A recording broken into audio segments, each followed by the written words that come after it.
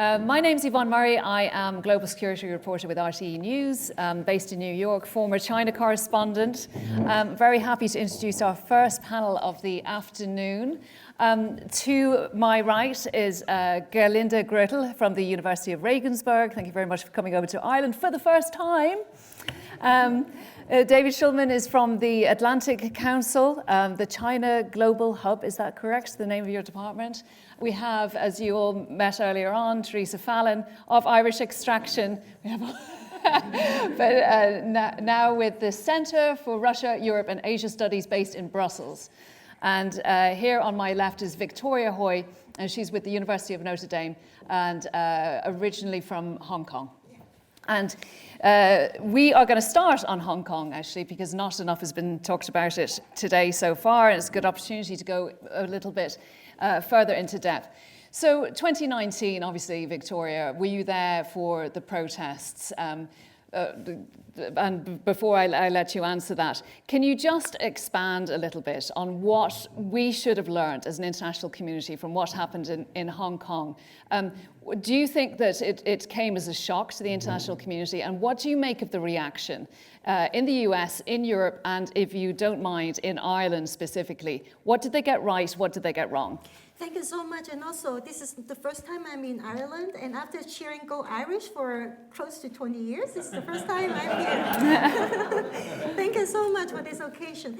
Yes, so unfortunately, I was not in Hong Kong in 2019, but when the protests broke out, so my husband and I, we were literally like sitting across the desk, talking to reporters, talking to the BBC and all the international media about what's going on in Hong Kong. And then in a way that it came as a shock to not just the international community, but also Hong Kong people. I would say that even because for so long that I once worked in Hong Kong's democracy movement, I remember the years when I handed out pamphlets to people, they were like staring at me, you know, what's this? We don't want to get ourselves into troubles. But by 2019, it was really easy. People were so angry that they could easily be mobilized. It would take only one post and then a lot of people would show up. For a lot of Hong Kong people, that was the last straw. They call it the last stand because in a way, what the extradition bill that was on the table would do is that it would allow authorities to transfer anyone who happened to step on Hong Kong soil, to take these people across the border. So even if any one of you, if that with that extradition bill, any one of you landed in the airport, if somehow some authorities in Beijing wanted to have you, then the bill would have allowed you guys to be handed over.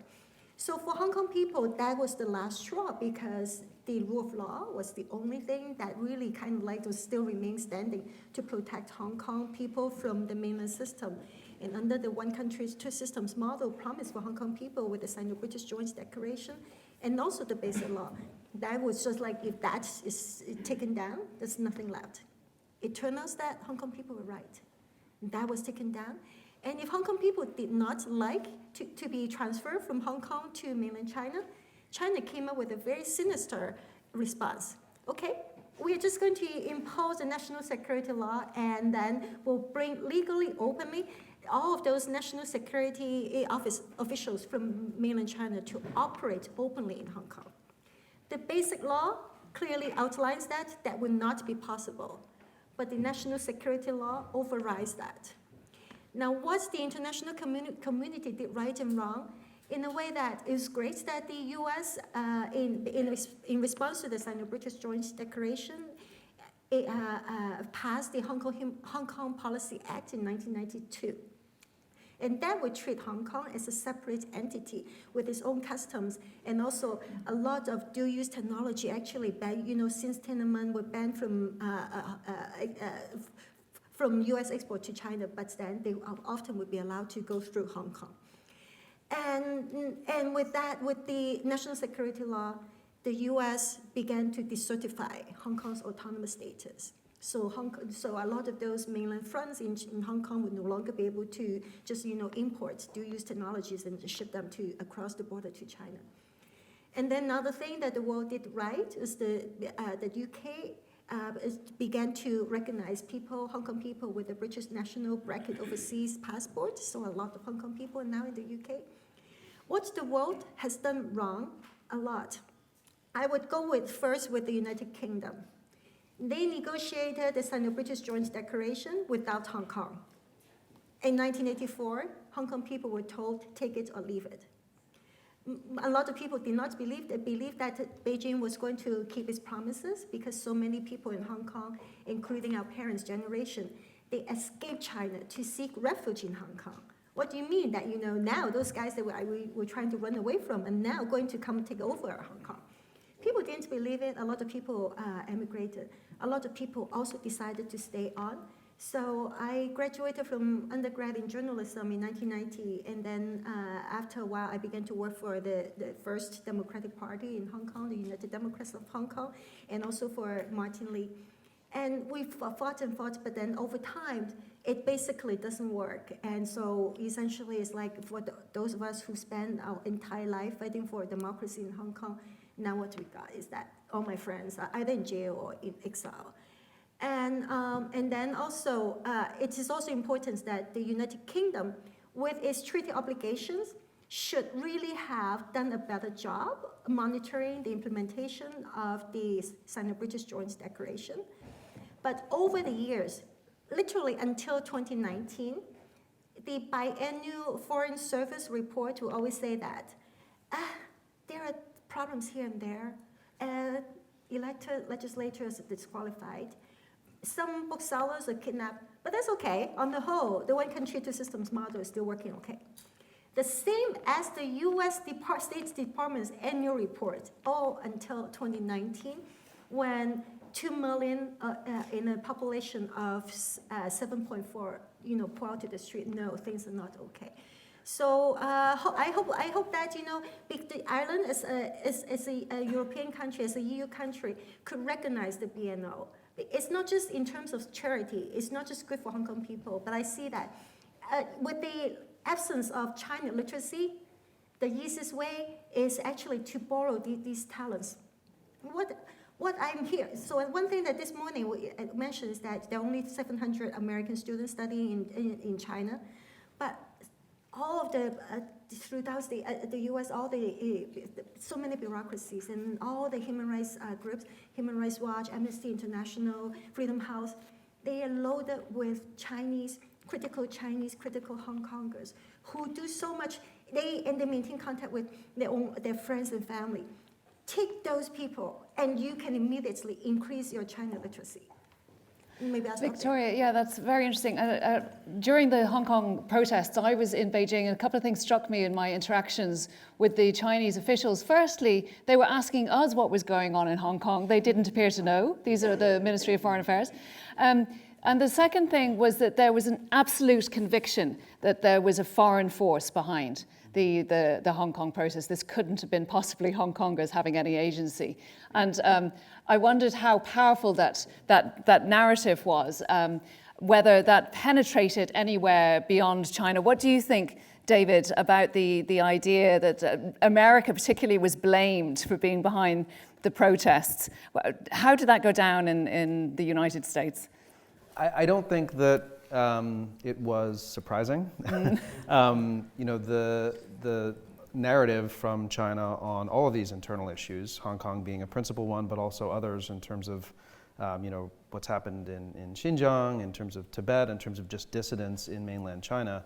There's always a notion that these are things that could not be happening organically because people are frustrated with the government, because they're frustrated with their lives under the party. It must be because there's some sort of foreign force.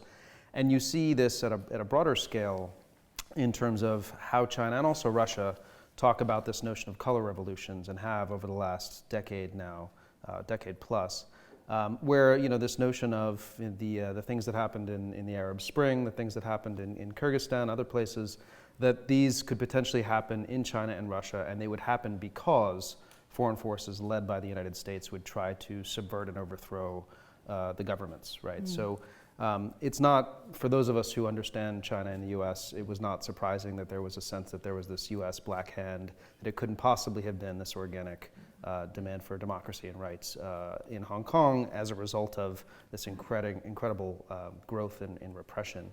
And I think that fundamental view just of the party in China, that the United States and also others are constantly trying to undermine the party and its control, That's such a key theme to understand the way that China thinks about the United States, thinks about its competition with the United States, and thinks about Europe in that context as well. Yeah, I mean, let's pick up on that, because that is certainly how they view Europe, through the prism of a competition with the United States, and again deny Europe agency on China policy.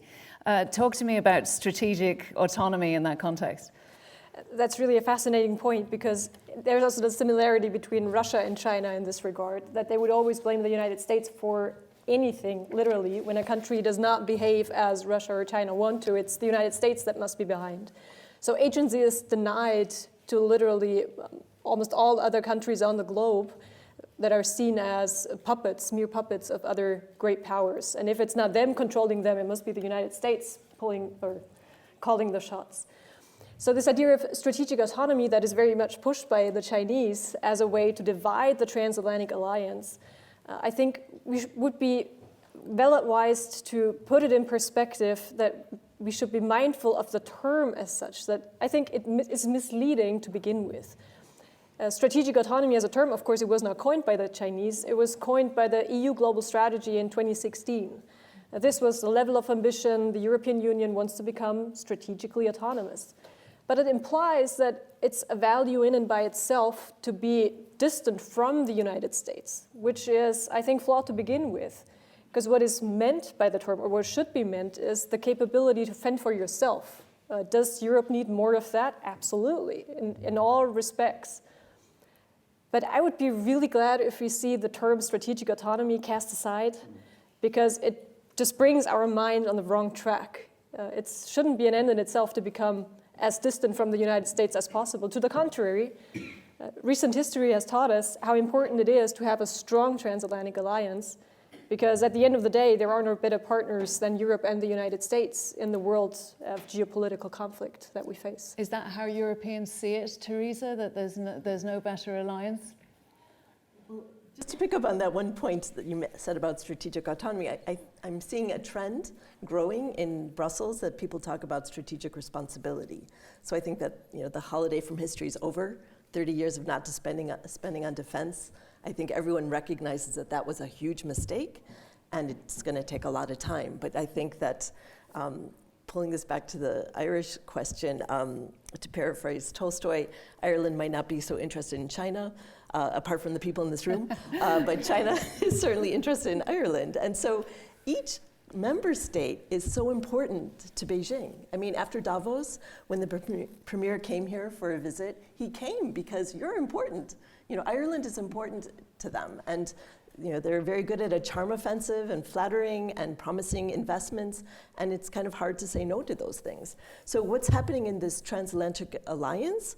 I think that there are different approaches from the EU and the US, and that is going to always be the case. Europeans love to say, we kind of influence the US. We use the term decoupling, de-risking, while the US was using decoupling. And I kind of wink at that because actually the US never published any documents with decoupling written in it. But okay, they're like, fine, well, thank you, we'll use your term de-risking. I mean, anything to get everybody on board. So I think that they're like, we convinced the Americans to use our term.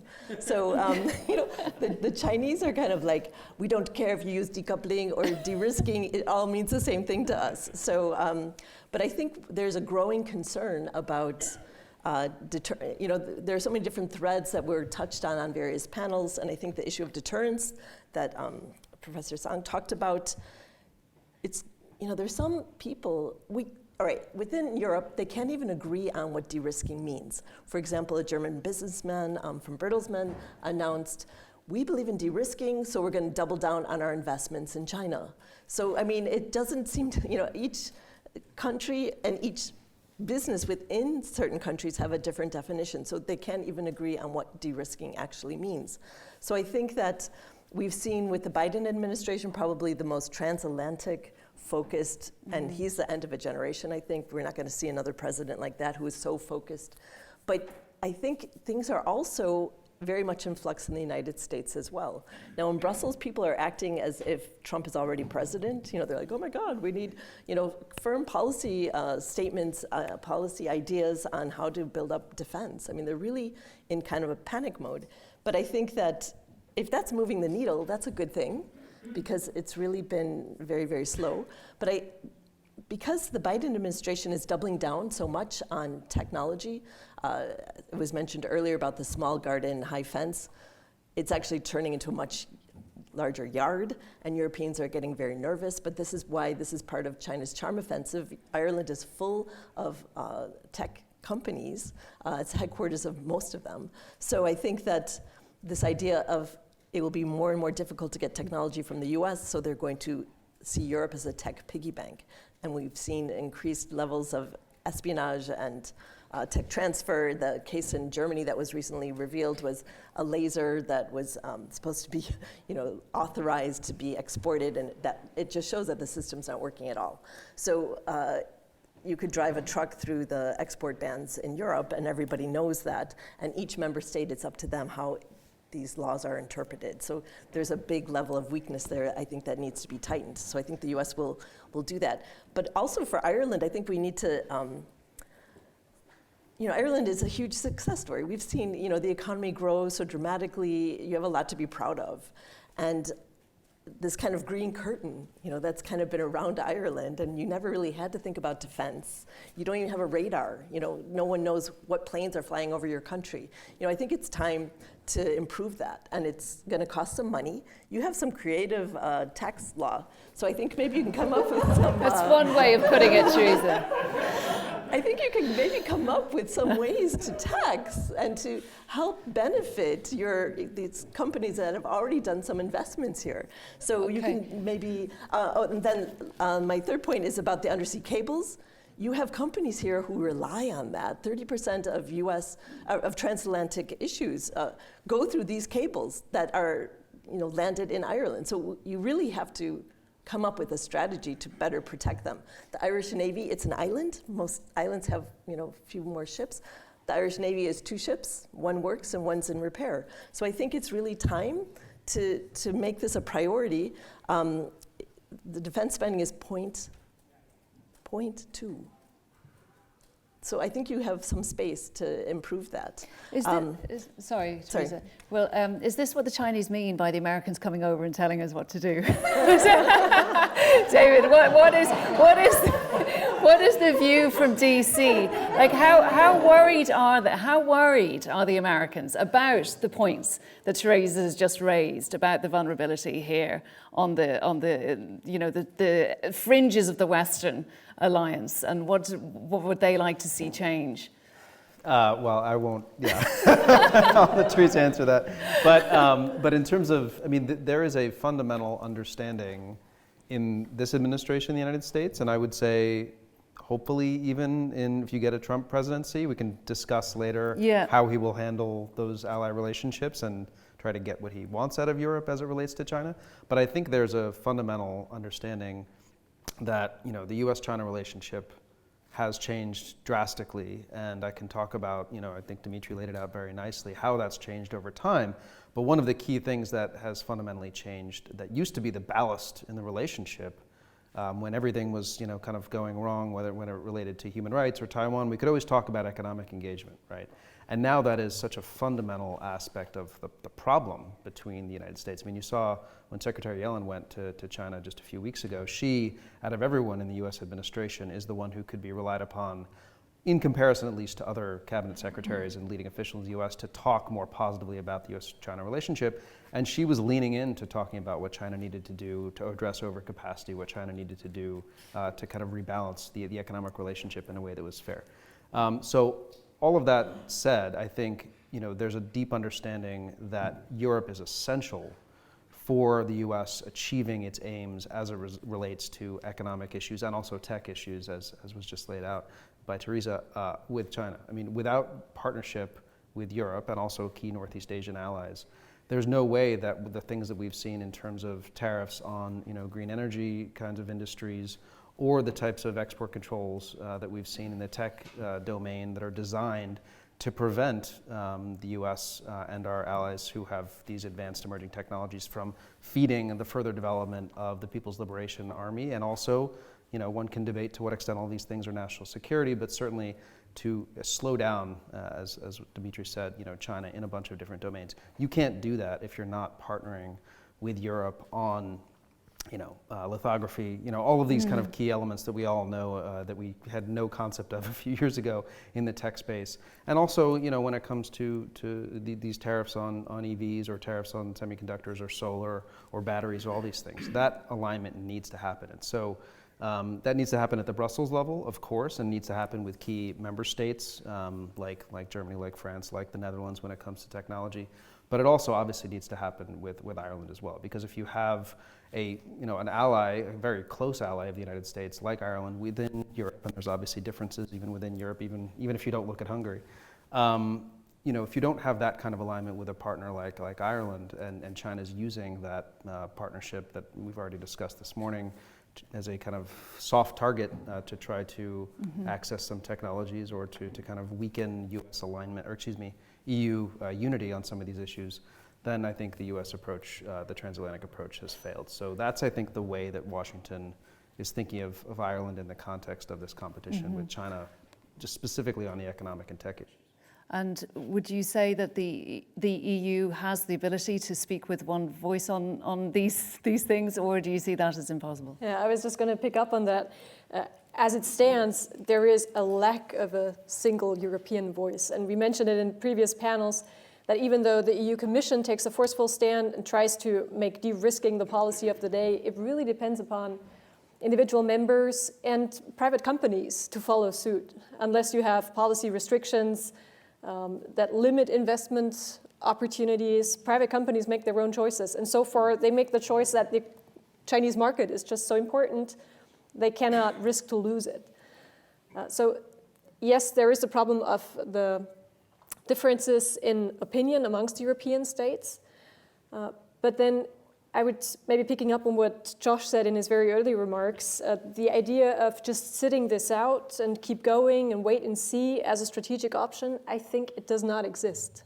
So we should be clear with ourselves that even kicking the can down the road before we make those painful decisions, at one point we will have to make those painful decisions. So we should think about it ahead of time, rather sooner rather than later. So the idea that you can just somehow navigate the difficult landscape, wiggle through, I think you mentioned it, Dimitri, I don't think that's a policy option that you could possibly recommend. Because especially in the tech sector, this is where push comes to shove really soon, sooner rather than later. Because at the end of the day, technological mastery is the key to global power shifts. So if you're leading in technology, you're going to have advantages also in the military realm, et cetera, et cetera.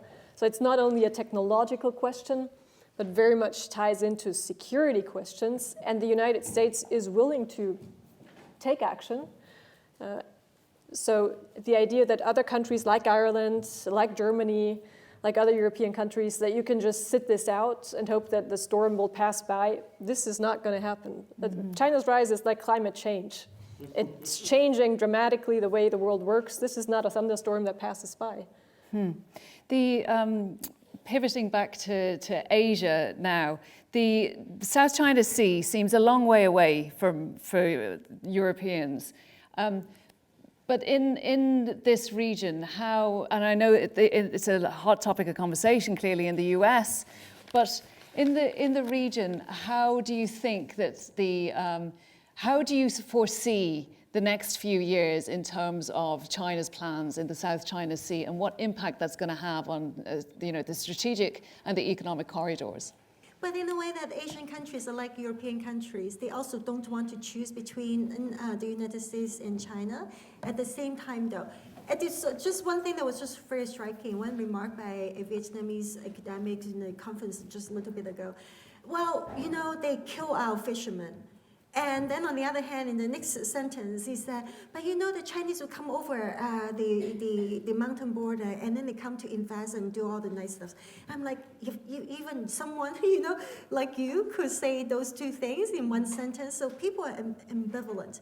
because China does mean opportunities in a way that, it's not that the United States lectures all these other countries a lot, because actually the US itself needs to be lectured a lot, because, why we even need the Uyghur Forced Labor Prevention Act is because the likes of Apple and Nike, they make all the stuff in China. And these days, how can we even find anything that is not made in China? So hopefully that now we see actually better alignment between Asian countries and the US, no less, because ultimately it is about the sovereignty. It is about what is really at stake. So hopefully that, both Asian countries and European countries are coming together. But that also, as earlier panel mentioned, is that, it all depends on who goes into the White House next time. Well, is that a good moment to raise the spectre of Mr. Trump? And how significant could this be in terms of, we've touched on it a number of times today, but in terms of this, the new alliance that Biden was able to bring together, especially in the wake of the invasion of Ukraine, is that likely to disintegrate under Trump? Well, big question. Let me get to that. I just want to add on the South China Sea point as well. I think I'm really glad that you brought that up, because it is so essential in the US-China relationship. Dimitri talked about it a little bit this morning, but it gets lost when people talk about the Taiwan risk. I think, the risk of a conflict over the offshore island of right in the Philippines, EEZ, Second Thomas Shoal, also potentially Scarborough Shoal, is very real. And I was in an exchange with the Chinese in Singapore just a few weeks ago, and it was striking to me that the senior colonel that was there was just dismissing the Second Thomas Shoal issue as a problem. Maybe partly he was just posturing, but he was saying, nature is going to take care of that. Some hurricane will come, some typhoon will come and get rid of it, and we won't need to worry about it. But I don't think there's an understanding of how committed the Filipinos are to defending this, and also, as has been mentioned, the fact that the U.S.-Filipino Mutual Defense Treaty genuinely does cover anything that would happen to Philippine military personnel or anything that's physically out there. So it is a real risk that should be talked about, and it could relate to certainly European interests, or at the very least to commerce flowing through that region in the future. So on the Trump thing, Trump thing, so I think, for the most part, and I already kind of touched on this, a lot of the shift that has happened in the United States on China, happened, as Dimitri kind of laid out, under Trump, and then was carried through with Biden. And fundamentally, that shift is not going to change. So I think, as I mentioned, the things that used to be the ballast in the relationship, the economic ties, but also a sense, when I was in government, there was kind of, we'd go through all of these ways in which we needed to work with China before we got to the problems, right? So it'd be, at the time, it might be, China can help us on North Korea or on Iran or on Afghanistan or on name your topic of the day. Now those things are pretty much gone. And in fact, now there's a sense that on all the key issues that the United States cares about globally, Russia and Ukraine is a top one, but also the dynamics in the Middle East, all these other issues.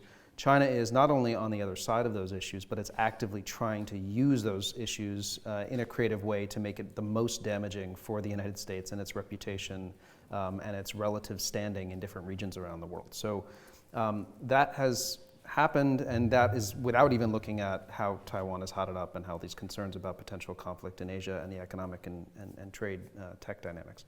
So I think under a Trump administration, that will definitely continue. I think you will also have some elements of the Biden invest, align, compete phraseology kind of continue over. I think Trump does believe to some extent in the investment side, in chips, the CHIPS Act, and then he's put forward some ideas about a new manufacturing initiative. When you look at the compete side, certainly he believes in competing, and we'll see even more of that, and that's already been mentioned, maybe even more tariffs, 60% tariffs he's promised, maybe even more along the lines of decoupling, and he's been very open in saying we're going to reduce dependence on China across the board. So it might be more drastic, but it'll be at least in that same direction. The bigger question is around the aligned part, right?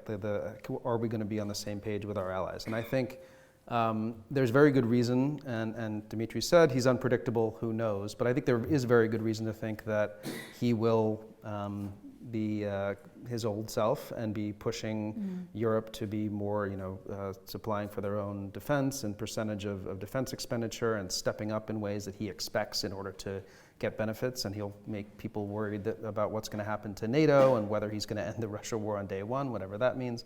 All of these things obviously are a big concern. But at the same time, I think he expects that Europe will still be in America's corner when it comes to China, which is a big problem for Europe, right? So basically, on one hand, he's going to say, maybe do these things on the economic front or on the kind of just the general disrespect front diplomatically that makes Europe less willing to want to work with the United States on issues, and maybe also kind of throwing away the U.S. policy on the primary concern for most of Europe right now, which is of course the war in Ukraine, while on the other hand saying, and we expect even more of you than you're already giving us on the China front. And I think that's something that Europe needs to kind of wrestle with and think about, because it's going to be a difficult road to hoe, I think, if Trump does come around. But again, I'm just speculating because nobody knows. Did you want to add something on that? Yes, I'd happy to. So I totally agree that a second Trump administration likely will carry on the tough China policies, maybe in even more sharper tones. But I would add that what we saw during the first Trump presidency was not a one-directional, coherent policy towards a tougher line on China, but the president particularly was all over the place. So criticizing China day one, cozying up to Xi Jinping on day two, denigrating democracy, the free press, et cetera, et cetera. And I would think that we would see much of that being repeated in a potential second Trump presidency. So the idea that you can have a coherent strategy of geopolitical strategic competition with an authoritarian regime like China, like Russia, et cetera, this is really hard to pull off when you have a president who is really all over the place in his messaging. I'm not speaking about the policy side of it, because that was pretty coherent during the first Trump administration, but I'm just speaking about the rhetoric of it all. And this is then a problem when it comes to alliances, because allies like predictability. They like to know that what they hear from the White House is really US policy. And during Trump's years in office, we saw a lot of confusion on this side of the Atlantic, whether what the president was saying was really the policy of the day or not. Usually it was not, because the commitment of the United States to NATO, for example, to reassuring European allies, that was stronger than ever during the Trump presidency. And I agree here. I guess we would see a lot of continuity also when it comes to the alliance side of it, but the president has a lot of power to upend things without institutionally upending things. And it's arguably even potentially worse in Asia, where every Asian diplomat in Northeast Asia, Koreans and Japanese and others that I talk to, are concerned that this Biden administration is very proud of, I think rightfully, really upping the U.S. force posture and approach across the Indo-Pacific with our allies. And the question is Trump going to add more? And then the question of not taking sides and fence sitting becomes acute once again. Can I pick up on your comments about the South China Sea? When I lived in Beijing, I was invited to conferences on the South China Sea, and I went as an Irish citizen because I have an Irish passport, so I'm sorry. And we pay taxes here in Ireland, so I feel I grew up in the US, but I do pay taxes in Ireland. So I feel like some of that money has something to do.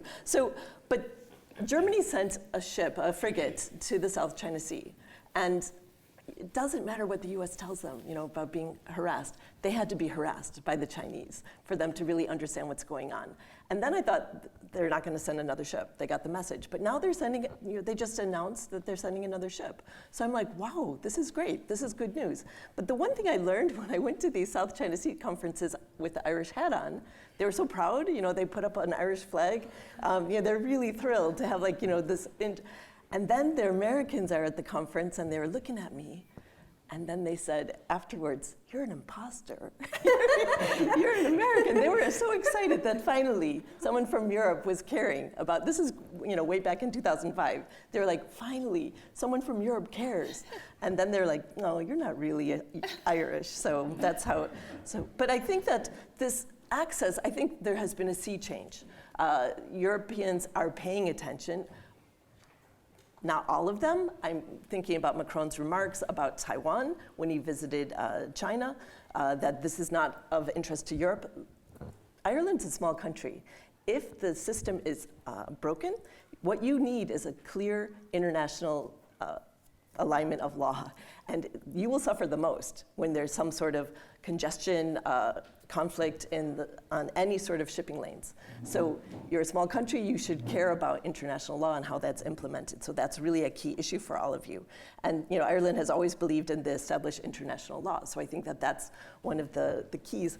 And in addition, we see it was prohibited. You might not know this, but at the EU level, you couldn't say Indo-Pacific. And they were like, that's an American term. No, it wasn't. It was a Japanese term. Under Abe, he came up with this language. And so, over time, it's slow. It's always slow, but they're moving towards it. You can have an Indo-Pacific conference. You can talk about the Indo-Pacific. Others now might want to interpret differently. Where is the Indo-Pacific? How do you define it? They must define it differently than the US, just to be, But I think that there has been a strong alliance of views, and there will always be a different European approach, because the US tends to look at China through a security lens, and Europe always through an economic lens.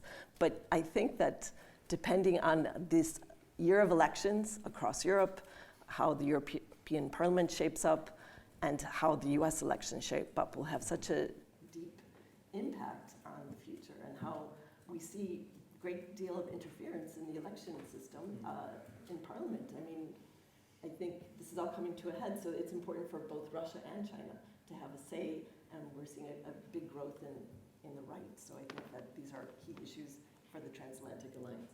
Just want to add to that is that we have not mentioned the Trans-Pacific Partnership, which is such a key piece, because Trump on the first day signed a waiver of climate change, with pull out from the Paris Accord, and then also from the TPP.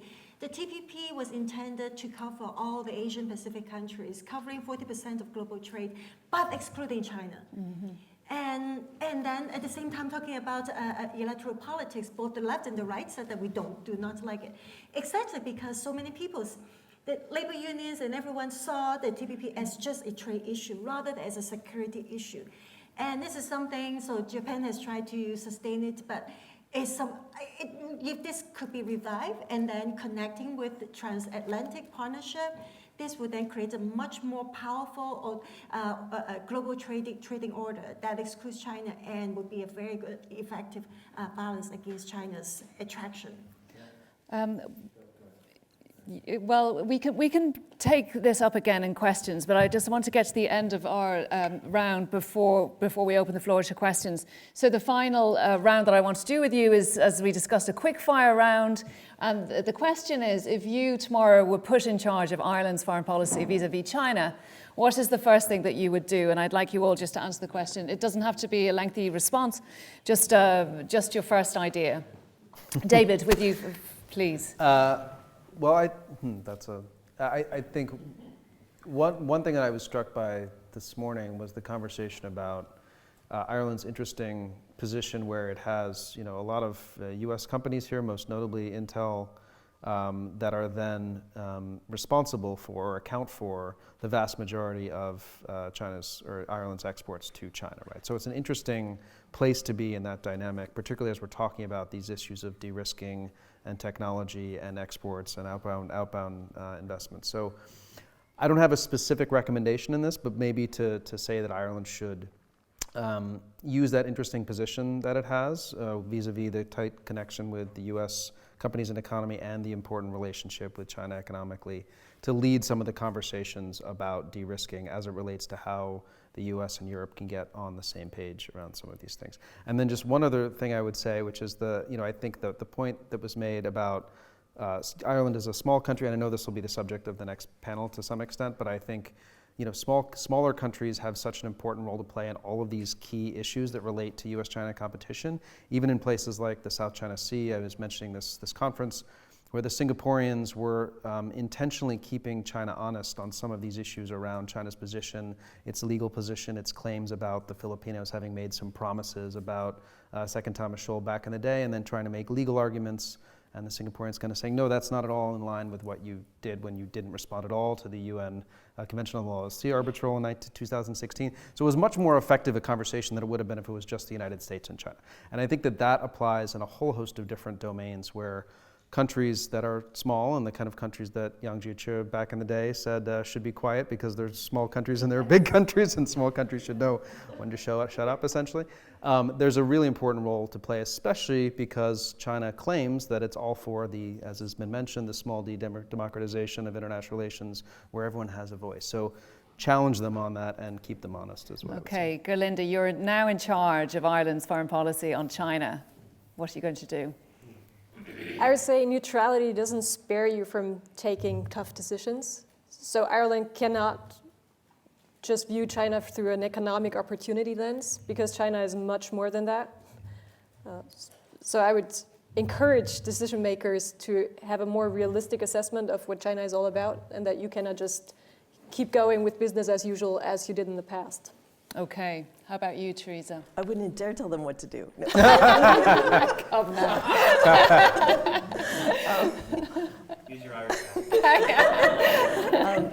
But I think that based on some of the panels I've listened to today, I think, FARA, the screening device that's in the US is imperfect, but what we need to see European-wide is, and it would be very useful for Ireland, some sort of mechanism so you can kind of monitor influence and interference. So if the Prime Minister is meeting with someone from a certain country, they have to kind of, there has to be some clarity about this. Right. And the best antiseptic for any sort of is sunshine. So to have this kind of transparency, and that improves, and it also gives you protection, from some form of coercion. So that's what I would advocate.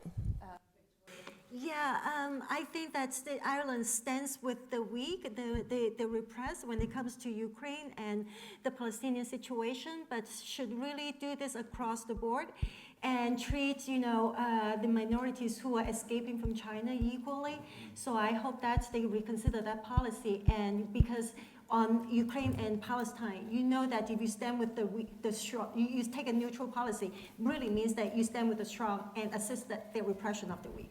So then, on that note, I also really want to urge Ireland to consider recognizing the BNO same as the United Kingdom, because Ireland has under 5 million people. Hong Kong has, I would say, only about several 100,000 people would really want to go, because we see that only 200,000 people have applied to the UK visa. And Ireland seems to really need a lot more professionals, and that would dramatically increase the use of China literacy across the board, and provide protection against transnational repression, because it is very severe. And everyone I talk to, they are so afraid. They want to maintain anonymity. They receive awful phone calls. They receive threats, and they have no way to report in this country. Okay. We're going to open the floor to questions now. I'll try and take one at a time. If we've got about 15, 20 minutes, I think. Ben, do you have a question at the end? Yeah, thanks very much. Ben Tonner from UCD. I take the panel's point that in Trump 1, there was a distinction between a relative consistency of policy and a dumpster fire in terms of rhetoric. But I'm wondering about Trump 2, because everything that we understand and everything we know suggests that the adults will not be in the room this time. There will only be the true believers. So my question is, what gives you any confidence whatsoever that policy will be in any way coherent or consistent? And in such a scenario, isn't it Europe's obligation not to try and tie itself in knots to follow a lunatic in the White House, but instead to carve out its own policy and work with the United States whenever it possibly can? Gerlinde, will you answer that? I give it a try. I have no confidence whatsoever that your scenario is, it could well be that your scenario is absolutely right. The adults will likely not be in the room. So I totally agree here. Yes, Europeans should be able to take their fate into their own hands more fully. I absolutely agree on this, but I don't see it happening in the foreseeable future. And I tell you where my skepticism comes from. So we have a land war in Europe that's been raging for more than 2 years. And if it weren't for the United States, we would be absolutely helpless. Ukraine might not exist anymore if it wasn't for the US's help. European countries were unwilling or unable to come forth with support that was meaningful enough to provide Ukraine with the ability to defend itself. When you look at European countries' security posture, defense establishments, military equipment, etc., it's not a happy story across the board. I can tell you from Germany, the German armed forces had ammunition for 2 days of high-intensity warfare. This is not really enough if you have a scenario of a land war in Europe. And it takes a lot of time to get over that. And that's just the material part of it, which is actually the easy part. The much harder part is the political, intellectual side of it. It has always taken American leadership to rally the Europeans and get a transatlantic policy response going. If Trump 2 were to happen, we will wake up in a very unhappy place, I'm afraid. I think it's a very legitimate question. I think when it comes to China policy, and what I was trying to get at is even if you see wild rhetorical swings, even changes in policy on a whole host of different areas, including toward the relationship with our key allies in Europe, the general march on China policy, I believe, will be more or less unchanged when it comes to economic and tech issues. We may not agree with it. We may think it's extreme. We may think it's not constructive. But I think the harder line policies in those two areas are going to continue. And so given that, I would say it's not that complicated for Europe when you think about, okay, what should we do in terms of our China policy to be more or less aligned with where we know the United States is going, regardless of whether there's a Trump 2.0 and then there's a correction or what have you. Because if you stick with those kinds of tougher line policies on building up economic security, de-risking, preventing China from having technologies that make it more of a security challenge, et cetera, that is in line with Europe's interests, and it's in line with the overarching approach that I think both Europe and the United States need to take to China. When it comes to Taiwan issues, when it comes to some other topics, I think it's much more of an open question as to what Trump will do or would do if there were a crisis, et cetera. But I think on those two big areas, economic and tech, I think it's pretty clear where the US will be long term and where Europe should be. Dimitri, you had a question, and Isabella then has one after. So Dimitri first. I actually can you hear me? I just wanted to make a point on the trade issue. I don't think there's any chance that the US is going to come back to TPP. In fact, it's even worse than that. I mean, the US created the Indo-Pacific Economic Framework 2.5 years ago. And I remember Japanese sources of mine saying it's like a fried egg without the yolk. It has no nutrients. We don't think it's any good, but it'll be a bridge to the US coming back to CPTPP in the future. And the US basically rammed it down the throats of the Japanese and the Singaporeans and everyone else. And then in APEC in November, because one senator said, I don't like this, the US basically pulled the rug out from under its own trade pillar in IPEF. And I got texts from all of these allied officials saying, WTF. And the thing collapsed. So even the thing that had no substance collapsed before it got off the grill. So I think in the foreseeable future, the US is going to be absent on trade in Asia, and it's the biggest gap in its policy and the one it needs to do something about, but it won't. Isabella had a question. I agree. No. And you have leading US officials saying we're fighting this battle with one arm tied behind our back because of this, and it's just the politics of the United States. Thank you. I'm going to pose the same question that I posed to Nathan Law when he came to speak at Trinity. Following on from what you were saying, Victoria, that you're quite right. Britain and the US kept saying nothing about Hong Kong, but I don't think it would have made any difference if they had. Just as was said earlier, that would have played into Beijing's playbook in saying, these former imperial powers still think they can hold back the rest of the world. So what can these other countries do? And then what can Ireland do to make the most of the fact it's so unusual in being a democracy that isn't a former imperial power? Yeah, thank you so much. We often would say that, what's the point of doing this and that, because Beijing is so strong in a way that this is kind of the history of Hong Kong in the last 30 years, because Beijing was just sending bulldozer to Hong Kong, and the only thing Hong Kong people could do, and which they did actually, was to push it back as much as they could until they got rolled over. So you're quite right, but then at the same time, international attention probably could have helped with that pushing resistance. Basically, Hong Kong people were doing this all alone. And the last message before that Hong Kong people sent out was that catch us while we fall. So appealing to all of the international, G20 and all that, catch us while we fall. So that now these days, can these Western democratic countries catch Hong Kongers now that Hong Kong has fallen?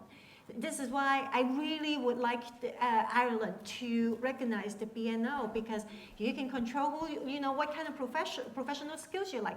Yesterday, my flight from Manchester, like 1 hour flight, was delayed for the entire afternoon because the pilot announced that they were so short on staff that they had to wait for hours to call reserves. So this country clearly lacks a lot of professionals. And a lot of Hong Kongers, they don't want to go to the UK because it's like, even whether you're a doctor or nurse or therapist or teacher, everyone makes minimum wage. So there's a lot of resistance to go to the UK, and there's a lot of talents being wasted there. And if Ireland opens the door, I would say that, you can pick any talents you want. And I also want to say that I think the TPP is kind of really a dream, but it is also the main reason why Asian countries do not really trust the United States and do not want to make a choice. It is actually, so instead of saying that we don't want the Americans to lecture Europe on what to do, maybe European countries can now step in to take over the leadership and come back to lecture Americans what they have done wrong. America has done so many wrong things. And then look at basically this country is so broken. Joshua wanted to.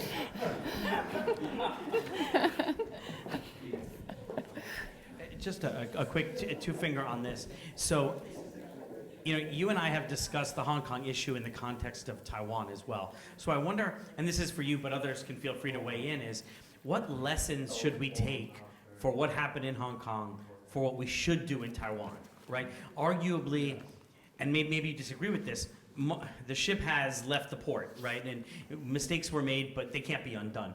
But Taiwan still remains a democracy. It still remains a free country. So what lessons can we take to make sure that we fortify Taiwan going forward and we don't make these mistakes again? Great. So again, Congress, along with the same bill that finally supported Ukraine, also provides some funding for Taiwan. And I was in Taiwan during the recent elections, and then everyone was glued to the TV when Trump said, I forgot the direct quote, but basically, I'm not going to provide any military assistance to Taiwan if Taiwan is under attack. Yeah. It is very important. So not only that, earlier we already talked about why, I think it's Steve. Now we're talking about, Taiwan. It's really all about Taiwan. It's really, if this war is not about trade, it's not about technology and all of that, it's going to be about Taiwan. If the U.S. does not come to Taiwan's aid, and the U.S. alone, we also know that all of the DoD gains show that the U.S. has no confidence in winning in any war over Taiwan. And so you need allies. You cannot alienate all of those allies in case war breaks out over Taiwan. And for a long time, we would also think that, it is so hard to really dominate a free society. Taiwan is a democratic society. People exercise their right to vote. But the experience from Hong Kong is that Hong Kong used to have the world's basically very, very thick civil society. Every single profession was organized. 2 million out of a population of 7.4 came out to the street. And this society, with such a strong will to fight, could be bulldozed. This is a lesson for how easy it is going to be. If the PRA can take over Taiwan, it would take them very little time to impose the same national security law, Article 23, and impose military rule on Taiwan. And that will be gone. And we should not forget that Taiwan is also basically the unsinkable aircraft carrier on the first island chain. It's going to be detrimental to the rest of the world. And let's not even talk about all the chips that the world really needs from Taiwan too. So what can we do to stop it? What can we do to stop it is that we need to make sure that I think that Biden's been doing the right thing, using deterrence. But at the same time, I think Steve was also saying that this is really bad news because no one dares to tell Xi Jinping that don't invade Taiwan. it's very scary. So then the only thing is that the US has to make sure that all the European allies and all the Asian allies are on board to protect Taiwan. Okay, but can I say something about deterrence? So what we have to do, we learned the failure of deterrence with Russia. We have to come up with a believable sanctions package in advance, and it's really hard to do because we know Japan is doing it as well. There's conversations. And the Chinese are so concerned about this because when they come to Brussels, it was a German admiral told me, they're even asking me what's in the deterrent package. You know, they want to know. And they're just trying to find out so that they can, you know, game it out and get around it. So they're learning a lot from what's going on in Russia and how to avoid sanctions. But that's a learning curve. You know, these things will take time. Sanctions don't work overnight. But I think if the EU, the US, and IP4, the other Asian countries, Australia, Japan, anyone who is interested in doing this has to come up with a comprehensive package in order to make Xi Jinping calculate. Now that's going to be hard to do, and I find, and some of you might be surprised to hear this because with the specter of Trump, there, you know, we talked about the three-basket policy on China. Well, a lot of people in foreign policy in Brussels, they see the US, in the same China and Russia in baskets of concern for them. So, I mean, so I am very deeply concerned about the future of Transatlantic Alliance. And if the Transatlantic Alliance is starting to unravel, I don't think this deterrence package is going to even work. Can I add one more add thing one on more. deterrence? Which is, I mean, it's funny for me to say this because we at the Atlantic Council, you mentioned, Dimitri, a couple other good studies that have been done, CNAS and Rhodium, and the Atlantic Council also did a study with Rhodium on the potential for a more united allied sanctions approach to try to deter China. We did all these conversations in Europe as well as in Asia. And I think there is certainly something there, and the economic piece needs to be a part of what can be used to potentially deter China, as you said, not after the fact, but maybe right at the sweet spot where you're, you know, entering into Xi Jinping's calculus, whether today is the day that we're going to do this. And by this, it doesn't necessarily need to be a full-scale invasion. It could be, you know, much more of a kind of intense blockade or anything than we've seen thus far. But I will say it's important to underscore, at the end of the day, it's really going to be a military deterrent solution.